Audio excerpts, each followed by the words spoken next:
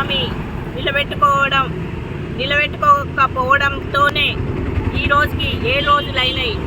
దీక్షలు ప్రతి జిల్లాలలో రాష్ట్ర వ్యాప్తంగా కలెక్టర్ ఆఫీస్ ముందు దీక్షలు జరుగుతున్నాయి. ఎందుకంటే ఇచ్చిన హామీ నిలబెట్టుకున్నది సీఎం అంటే ఇతన్నే చూస్తున్నాము మనము. ఆయన సీఎం గారు ఏం చేశారు అంటే 6,000 రూపాయల పెన్షన్, నేను గెలిస్తే 6,000 రూపాయల పెన్షన్ని వికలాంగులకు ఇస్తాను, వృద్ధులు, వితంతులు, ఒంటరి మహిళలకి 4,000 రూపాయల పెన్షన్ ఇస్తానన్నారు.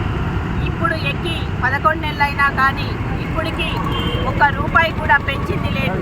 కాబట్టి ఏదైతే 11 నెలల పెన్షన్ మాత్రం కట్టి వికలాంగులకు, వృద్ధులకు, వితంతులకు, ఒంటరి మహిళలకి ఎవరైతే పెన్షన్దారులు ఉన్నారో వాళ్ళందరికీ కూడా కట్టించాలి.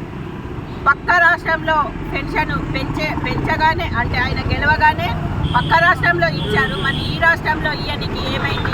మరి ప్రక్క రాష్ట్రంలో నిధులు ఉన్నాయి, ఈ రాష్ట్రంలో నిధులు లేవా? మరి ప్రక్క రాష్ట్రంలో సీఎం గెలవగానే ఇచ్చిన హామీ నిలబెట్టుకున్నాడు, మరి ఈ తెలంగాణ రాష్ట్రంలో సీఎం ఎందుకు నిలబెట్టుకోలేకపోతున్నాడు?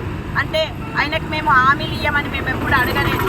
ఎందుకంటే ఆయనంతటా ఆయన హామీలు ఇచ్చి ఈరోజు అందరికీ కూడా 5 హామీలు ఇచ్చిండు. 5 హామీలు కూడా నిలబెట్టుకోలేకపోయాడు. వికలాంగులకి బస్ పాస్ అన్నాడు, ఎక్కడ వికలాంగులకు బస్ పాస్ ఇచ్చిన దాఖితాలు ఉన్నాయి?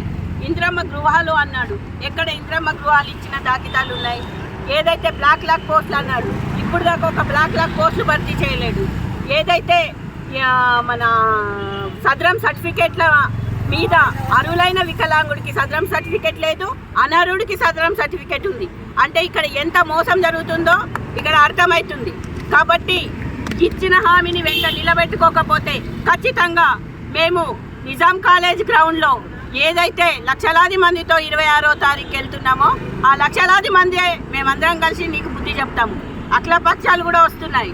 మెడలు వంచి ఖచ్చితంగా సీఎం గారు మేము చెప్తున్నాము, మెడలు వంచి మా పెన్షన్ మేము ఎట్లా తీసుకోవాలనో, మాకు ఇచ్చిన హామీలు ఏవైతే నిలబెట్టుకోలేవో ఖచ్చితంగా నిలబెట్టేటట్టు మేము చేస్తాము.